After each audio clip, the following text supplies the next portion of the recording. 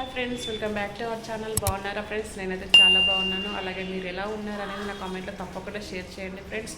అలాగే ఈరోజు వీడియో ఏంటంటే చిన్నపిల్లల రెసిపీ చూపించబోతున్నానండి. లంచ్ టైం ఫుడ్ అనమాట. ఇది పిల్లలు చాలా ఇష్టంగా తింటారు. పిల్లలు కొందరు బీట్రూట్ తినడానికి ఇష్టపడరు కదా, సో అలాంటి పిల్లలు 1 to 3 years ఉన్న పిల్లలకి ఈ ఫుడ్ అయితే ప్రిపేర్ చేసి పెట్టండి. పిల్లలు చాలా బలంగా తయారవుతారు.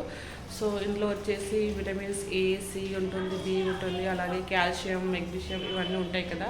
సో బీట్రూట్ అనేది చాలా చాలా మంచిది. ఎవరికైనా వయసుతో సంబంధం లేకుండా ఇది చిన్నపిల్లల కాడ నుంచి పెద్దవాళ్ళని తీసుకోవచ్చు.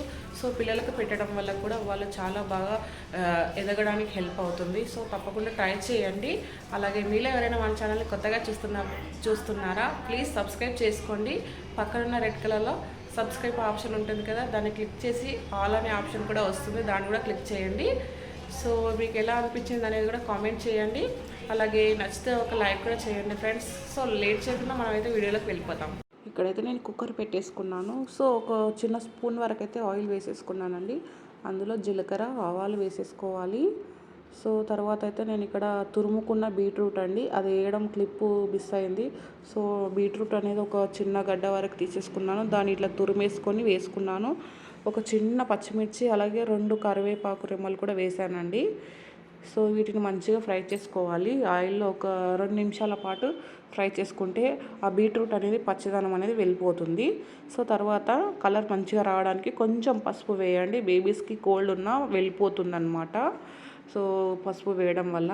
సో ముందుగానే ఒక 10 నిమిషాల ముందు నానబెట్టేసుకున్న ఎర్ర కందిపప్పు ఉంటుంది కదండి, సో అది, అలాగే రైస్ అండి.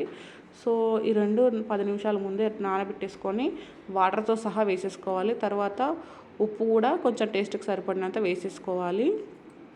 సో తర్వాత అయితే ఇక్కడ వాటర్ మనకి ఉడకడానికి సరిపడా వేసేసుకొని ఇంకా విజిల్ పెట్టేసుకొని ఉడికించుకోవడమే అండి. ఒక 3 విజిల్స్ అయితే ఇలా మనకు మంచిగా కంప్లీట్గా ఉడికిపోతుంది మెత్తగా.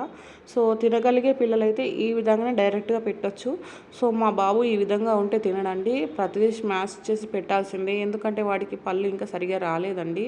సో ఈ విధంగా అయితే పప్పు గుత్తితో రుద్దేసి పెట్టాలి.